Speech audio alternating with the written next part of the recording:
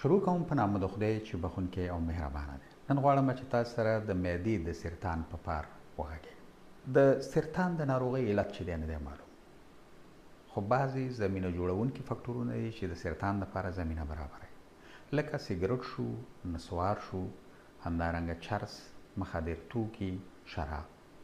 دا چې دی د سرطان لپاره زمینه برابروي.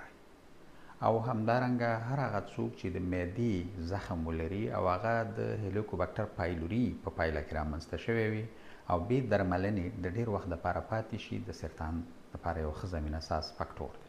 د معدې په سرطان کې ناروغان د ډکوالي احساس کوي، زړه بدوالی لري، کانګې لري، اشتها یې سمه نه وي، او کله چې دی په کانګو کې وینه غورځوي او وزن بایلي. نو هر هغه څوک چې یعنې وزن بایلي خپل معاینات په خپل وخت سره وکړي. یعنې وزن بې له کوم علته بایلي، یعنې معنا دا چې سپورت نه کوي، غذایي رژیم یې نه نیولی او خپل وزن بایلي، نو باید په دې باید فکر وکړي چې خپل معاینات وکړي په وخت سره.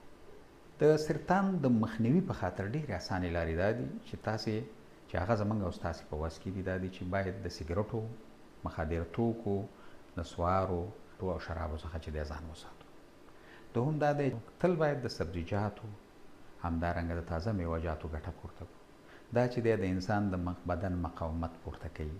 په دې کې ډېر ویټامینونه، ویټامین سی، ویټامین بی او همدارنګه منرالونه پکې شتون لري. داسې توکي پکې شتون لري چې د میکروب ضد دي، د سرطان ضد دي، د زهري توکو ضد دي. دا ټول په سبزیجاتو او تازه میوه‌جاتو کې شته دي.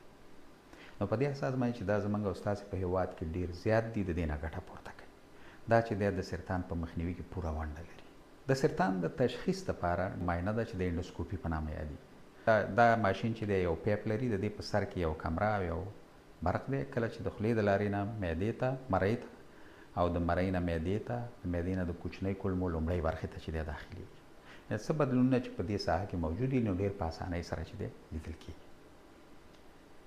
که چېرته سرطان د معدې په لومړۍ مرحله کې د انډوسکوپي معاینې په دوران کې چې دی لرې کېږي، که چېرته په دومه مرحله کې د جراحي عملیه په واسطه، او که په دریمه مرحله کې جراحي عملیه او همدارنګه د کیمیاوي توکو په واسطه باندې درمل کېږي.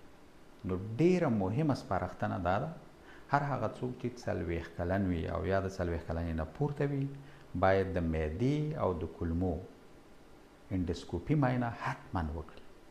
د یوې بلې روغتیایي خپرونې پورې له تاسې اجازت اخلم. ستاسې د بشپړې روغتیا پایله.